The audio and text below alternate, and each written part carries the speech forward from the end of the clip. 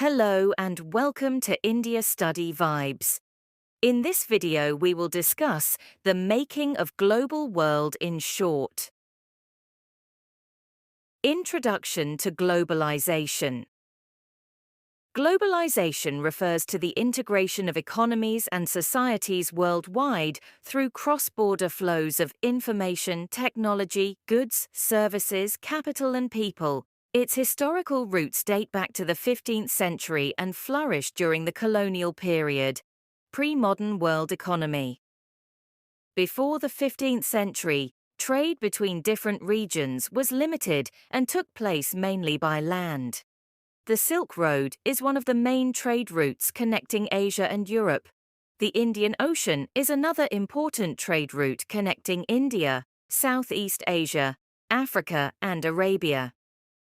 The birth of the modern global economy. European explorations in the 15th century led to the establishment of maritime routes. This facilitates the exchange of goods, culture, and ideas between Europe, Asia, Africa, and the Americas. European colonization and mercantile policies were driven by a desire to control trade routes and resources. Colonization in Asia and Africa. European powers colonized much of Asia and Africa to exploit their resources and markets. The British East India Company played an important role in the colonization of India. Colonization led to the creation of a plantation economy based on commercial crops such as tea, coffee, cotton, and sugar. Industrialization and the global economy. The Industrial Revolution in Europe transformed the global economy by increasing production and changing modes of transportation and communication. Steamships and railroads made it easier to transport goods faster and cheaper. Developed industrial countries began exporting manufactured goods and importing raw materials from the colonies. World economy in the 19th century. The 19th century saw the integration of economies through trade, investment, and migration. The gold standard creates favorable conditions for international trade and finance. European domination led to the exploitation of colonies for cheap labor and resources.